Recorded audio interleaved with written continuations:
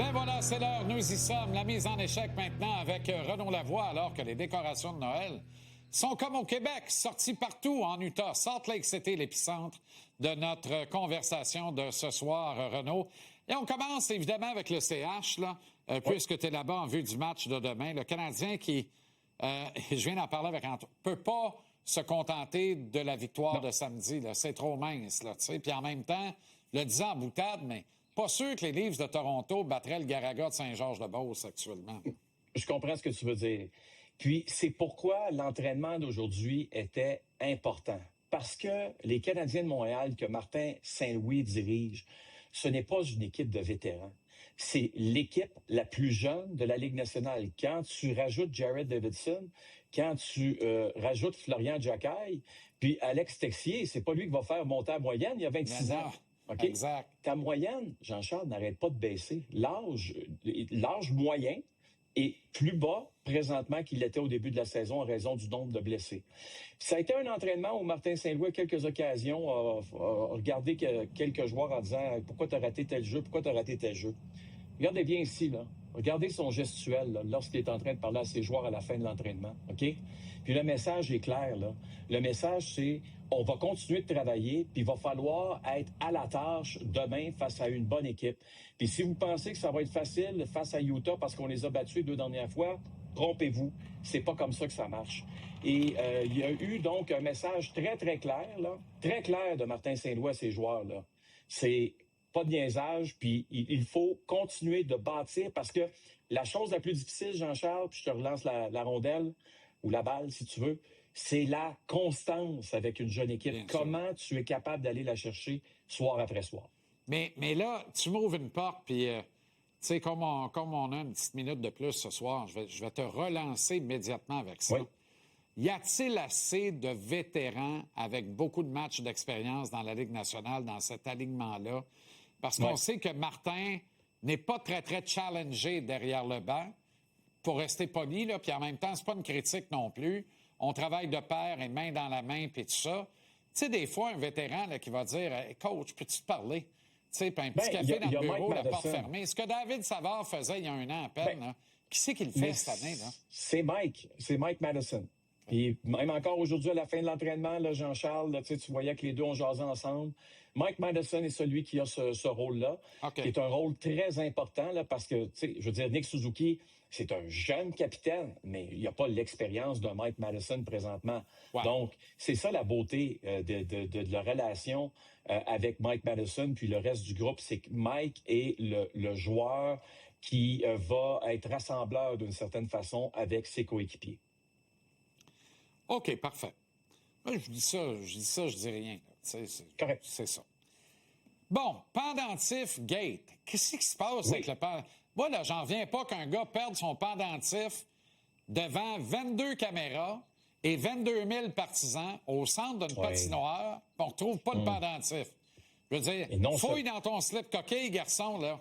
Regarde à l'interne, là, ou demande à Craig Bennington, peut-être que le pendentif est caché dans sa culotte arrière avec une certaine rondelle de... C'est ça. Écoute, c'est quand même dommage parce que le père des frères Jack, s'était rendu en Europe l'été dernier. Puis il avait ramené à chacun de leurs garçons ce médaillon dont on parle. Puis dans ce furieux combat, j'ai vu que Florian avait brisé sa chaîne. Je le voyais au banc des pénalités, puis il avait sa chaîne dans les mains, mais n'avait pas le fameux médaillon, qui est un médaillon emblématique. Écoute, je lui ai reposé la question aujourd'hui, est-ce que quelqu'un l'a retrouvé, le fameux médaillon? Parce que ça, c'est à la fin du match. Mais il faut pas oublier là, qu'on avait déjà nettoyé la glace à plusieurs occasions là, avec les pelles pour justement enlever toute la neige qui était sur la patinoire. Puis malheureusement, on a beau avoir cherché partout, parce que la neige, on la met dans des grosses, des gros barils, si tu veux, qui sont sur roues. On a fouillé partout pour essayer de trouver le médaillon. Malheureusement, il n'a pas été retrouvé. Et je pense que Florian, donc, a décidé de tourner la page. Papa Jack va devoir retourner en Europe aller en chercher un autre. Mais écoute, ce sont des choses qui arrivent. Le seul conseil que je pourrais donner aux athlètes, peu importe le sport, parce que je vois des joueurs, j'ai vu Shedeur Sanders avec un autre gros collier en or, Dart avec les Giants. Jackson Dart, ça n'a pas de bon sens. Écoute, c'est un collier là qui est fait en diamant, qui est très, très large. Il l'avait pas dans son dernier match, heureusement, mais c'est sûr qu'à quelque part, tu vas te faire accrocher. Puis je sais que Harbour porte aussi cette chaîne-là avec ce petit truc emblématique, là, ce médaillon emblématique, mais moi, je dirais peut-être que c'est une bonne idée de l'enlever pour les rencontres. Je dis ça, puis je dis rien, comme tu dis si bien. Non, mais honnêtement, Renaud, là, pour vrai, là, t'sais, là, on songe à rendre obligatoire le port du protège-cou. Tu as vu ça pour le tournoi olympique de hockey. Éventuellement, peut-être qu'on le fera dans la Ligue nationale ou qu'en tout cas, on dira aux équipementiers, désormais, là, les bas sont en Kevlar, puis les manches des chandails sont en Kevlar, tu es obligé de les porter, puis ta combien d'entours est en Kevlar. T'sais, on part avec ça. Après ça, là, c'est bien compliqué de dire tu n'as plus le droit de porter de bijoux, Armand.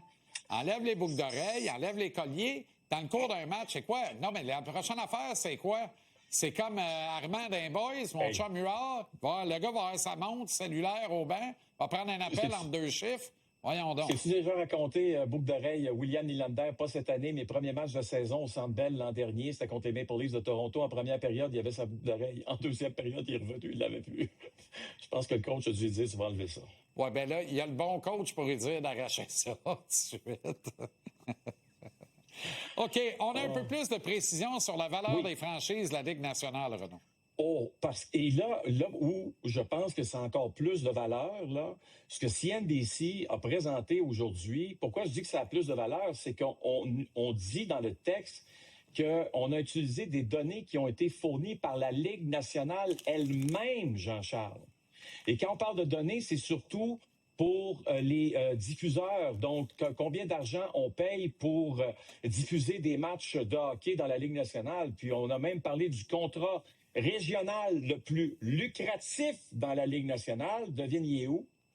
Bien, d'après moi, il est ici. Bullseye. Et on donne même le chiffre que ce que RDS et TVA Sport, RDS, et TSN ont payé pour les prochaines années, là.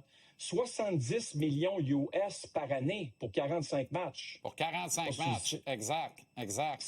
C'est comme disaient certaines personnes que je connais, c'est de la grosse argent. C'est un peu plus que 1,5 million US par rencontre, Renaud. Aïe. Puis même les Maple Leafs de Toronto n'ont pas ça en passant. Hein.